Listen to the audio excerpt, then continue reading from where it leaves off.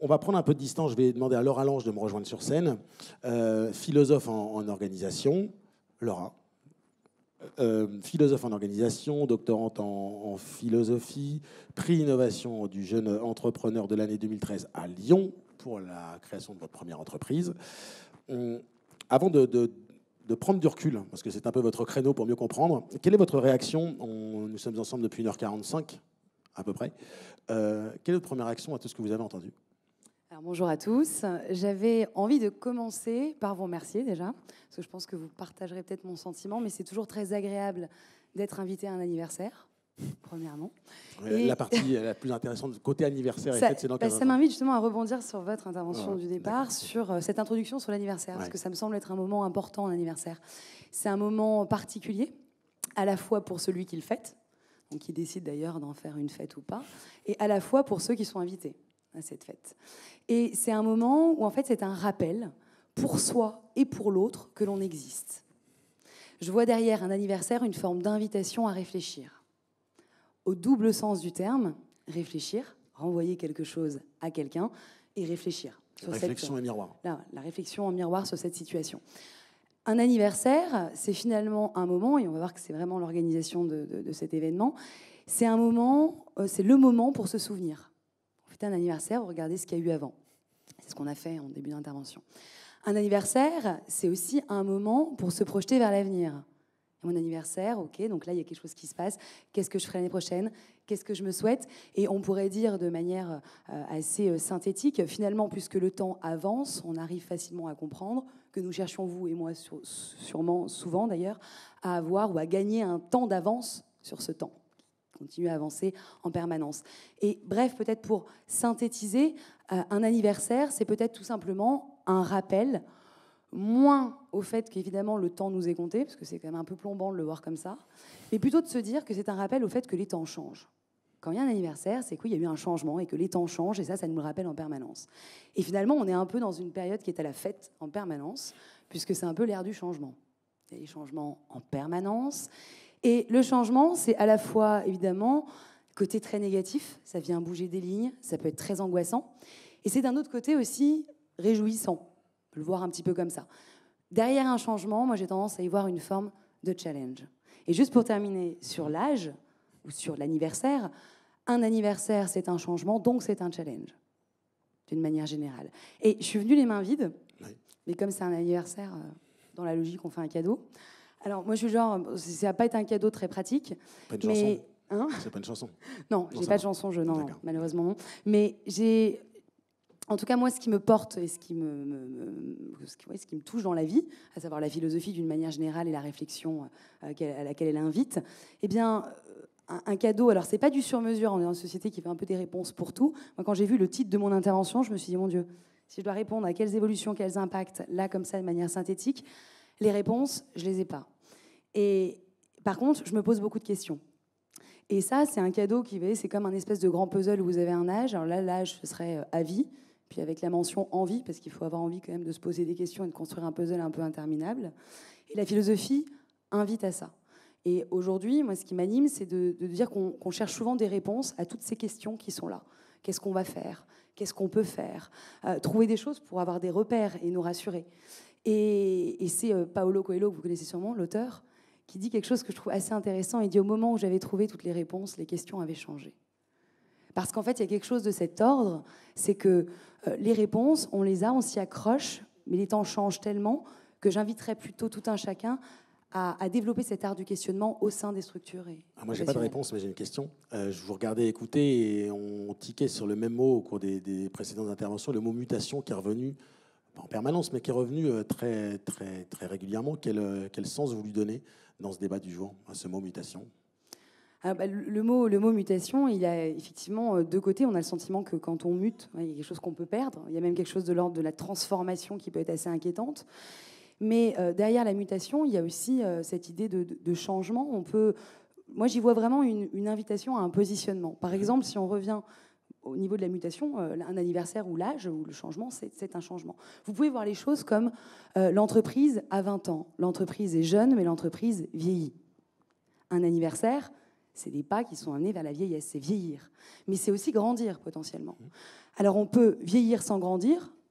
Par contre, quand on grandit, on vieillit aussi en même temps. Mais on peut vieillir sans grandir. Et apprendre à vieillir et grandir en même temps, ce serait apprendre à mettre du sens dans une mutation. La question, c'est de se dire, OK, les temps changent. Qu'est-ce qu'on fait? On reste les bras ballants en se disant, mon Dieu, il y a du numérique, il y a tout qui bouge. On voit ça comme un challenge. C'est une façon de se dire, il y a des problématiques. Et une problématique dans la vie, c'est une invitation à problématiser. Souvenez-vous des dissertes de philosophie, c'est qu'une... Ça me rappelle des mauvais souvenirs, en fait. Mais, ça, je ne dis plus rien. Mais ça peut être des très bons souvenirs. Non, Si, vraiment. Ce sont des souvenirs. Voilà, mais c'est une invitation. C'est-à-dire qu'un problème, c'est d'abord une invitation à essayer de le solutionner. Si on voit les choses comme ça, on se met dans une forme de dynamique. Et aujourd'hui, le thème, c'est quand même l'anniversaire, mais de ce que je trouve intéressant, c'est qu'on est sur le thème de la prévoyance, de toutes ces choses-là, l'assurance. Et alors, en même temps, plus les temps changent, plus il y a un risque potentiel, puisque la visibilité pour l'avenir, c'est un peu embué. Ce qui signifie que plus on va essayer de trouver des palliatifs, de paliers pour se rassurer. Et je disais récemment, et il y avait un article aussi intéressant dans le Figaro sur ça, mais ça date un petit peu parce que je travaille pas mal sur des analogies avec les fables, en l'occurrence la cigale et la fourmi. Et il était montré qu'on est dans une société qui n'a jamais autant épargné, où nous épargnons énormément. Et souvent, quand on a un comportement de fourmi dans la vie, c'est qu'il y a une cigale qui n'est pas très loin. En l'occurrence, l'image, c'est celle de la cigale, de l'État et de toutes ces choses-là. Et donc, du coup, ce qui est intéressant, c'est de dire que le changement, on parlait des clients tout à l'heure, dans la logique, il y a du boulot. Puisqu'on a tellement peur des perspectives à venir que la prévoyance, à la limite, la seule chose qu'on peut avoir là tout de suite maintenant. Donc, à ce niveau-là, on a plutôt tendance à avoir un comportement de fourmi dans la vie. Donc, la question, c'est comment on peut s'en saisir quand on travaille sur ça pour avoir conscience que c'est quelque chose qui peut alarmer des gens, mais en faire quelque chose de réjouissant. Donc là, ça demande des problématisations, évidemment. C'est pas en 15 minutes que ça se traite. Ça peut. Pourquoi prévoir, en fait? Pourquoi c'est si important pour vous, pour nous, pour le monde agricole, pour Agrica? Pourquoi ce besoin ou cette nécessité de prévoir?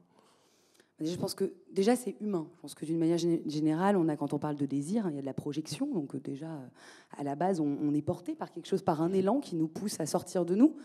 Mais en plus, on est dans un climat social qui exacerbe ça de manière exponentielle. C'est qu'il faut changer. Vous n'avez pas envie, dans la logique, vous ne souhaitez pas d'être au même endroit dans 10 ans et vous ne le souhaitez pas aux gens que vous aimez. Mais ça, c'est aussi culturel. C'est qu'on est dans quelque chose vraiment... Voilà, il faut changer, ces preuves de vivacité. D'ailleurs, regardez, ne serait-ce que les mots, vie active, quand vous avez une vie professionnelle, et arrêt maladie. J'ai l'impression que c'est quand même plombant, quoi. Donc, ne serait-ce qu'au niveau des mots, il y a quand même quelque chose qui se passe de l'urgence de la société, du climat dans lequel on est. Et donc, prévoir, c'est se mettre en avant. Et dans une société comme la nôtre, on est dans une démocratie, je m'intéresse beaucoup au néolibéralisme, on est dans un environnement où, finalement, c'est fatigant, culturellement. Si vous regardez les travaux de différents sociologues, c'est hyper fatigant. À la limite, vivre dans un état aristocratique ou vertical, vous savez à qui vous référez. Alors, ce n'est pas forcément éclatant, mais à la limite, vous n'êtes pas sorti de ce milieu. Vous ne pouvez pas forcément le juger. Mais au moins, vous savez qui sont vos aïeux, ça roule. Vous rentrez dans un boulot, vous le faites 15 ans, et puis tout va bien, 30 ans. Aujourd'hui, il y a tellement de voies possibles qu'en fait, il y a moins de cadres. Et quand il n'y a plus de cadres, qu'est-ce qui se passe? Vous êtes au milieu et vous devez le faire vous. Donc, c'est hyper fatigant. Donc, prévoir... c'est une façon de se rassurer sur je suis là, qu'est-ce que je fais? C'est un peu l'image, vous êtes au milieu de l'eau. Voilà. Alors en fait, j'arrive à comprendre, je m'accroche, je suis fatigué à force d'écouter et de réfléchir. Il y a le cocktail dans 5 minutes. En fait, il aurait dû, la prochaine fois, il faut faire le cocktail juste avant votre intervention, histoire de reprendre un petit peu. Non, mais c'est évidemment très intéressant, mais ça suppose de la réflexion et savoir réfléchir. Ce sont deux choses qui ne sont pas forcément évidentes. Déjà la posture et puis le moyen de réaliser cette posture-là. Alors moi, je dirais qu'avant de savoir réfléchir, c'est d'abord vouloir réfléchir. Et on remarquera souvent, mais je trouve que c'est assez... moi, je sais que j'essaie de transmettre ça, mais parce que je pense vraiment que c'est pas ce que vous avez appris. J'ai fait 7 ans de doctorat plus la faculté. Je peux vous assurer qu'à plein d'endroits, j'ai cru apprendre et je me suis vraiment trompée. J'ai rien retenu. Parce que c'est pas comme ça qu'on apprend. On apprend des situations, de ce qu'on vit, de ce qu'on retient. Et là, vous le retenez, vous n'avez même pas besoin d'y penser, vous en parlez super bien parce que ça vous anime, si vous êtes en train de vous accrocher à des choses. Et donc, du coup, je pense que c'est plutôt vouloir, avoir envie. Aujourd'hui, je sais pas, observons-nous d'une manière générale. On a envie, j'ai l'impression qu'on a une tendance à avoir envie d'avoir des réponses toutes faites. Il faut du sens dans ma vie, ça va pas, qu'est-ce que je peux faire pour? Il faudrait payer quelqu'un qui vient vous donner du sens en barre. Moi, j'ai l'impression que j'arrivais comme si je l'avais trouvé déjà, mais pas du tout. Parce qu'en fait, c'est comme si finalement, on voulait faire résider le sens des choses dans les réponses qu'on aurait trouvées, alors qu'à mon avis, elles sont plus dans les questions qu'on va se poser pour y arriver. Les problématiques sont là en permanence. Et des problématiques, il y en a à tout niveau. Là, on peut parler de problématiques hyper intellectuelles, professionnelles. Vous avez l'impression, moi je veux dire, il y a des choses, j'ai rien compris. Hein. Je suis pas du milieu. Mais il y a plein d'autres problématiques de vie. Je donne des exemples tout bêtes, ça va vous parler, ça va parler à tout le monde, enfin pas à tout le monde. Non, problématiques. Je peux le prendre pour moi. Je ne me permettrai pas. Si. Des problématiques de vie toutes bêtes. Quand vous faites le choix de vous marier, vous pouvez poser la question de savoir est-ce que je peux être libre en me mariant. Quand vous faites un choix de vous engager dans un processus, dans quelle mesure je peux être libre en suivant un processus à la règle. Bref, les problématiques, elles sont partout. Et il y a des gens qui sont brillants pour répondre à des problématiques qui sont dans leur vie et qui pensent ne pas l'être dans le milieu professionnel parce qu'on a souvent tendance à faire croire que le savoir, c'est d'abord l'histoire du savoir. Or, à mon avis, il y a l'histoire du savoir et puis il y a l'envie de savoir. Mais ça veut dire qu'il faut s'arrêter pour réfléchir ou il faut laisser la réflexion venir à soi? Ah non, il faut s'arrêter quand même. Ah non, mais parce que ça, encore une fois, ce sera encore la lecture où on se dit, comme au cinéma, on attend que ça vienne. Il ne faut pas être passif. Voilà, il y a un moment, il y a quelque chose de l'ordre de le bien-être, c'est d'abord être bien. Il y a quelque chose d'être acteur avant d'avoir du bien-être. On ne l'achète pas comme ça. Hein. Vous pouvez les faire masser, c'est super. Vous rentrez après, bon, c'est passé. Pour avoir et contribuer vraiment à ça, il faut se mettre en chemin. Et moi, je prends plutôt cette image, parce qu'il y a souvent cette idée, oh, en entreprise, vous savez, la philosophie, réfléchir, nous, on n'a pas le temps. Alors déjà, j'ai Bergson avec moi qui nous dit agir en homme de pensée, penser en homme d'action. J'ai l'impression qu'on est quand même des êtres à la fois assez liés, hein, les représentations qu'on a et les actions qu'on mène.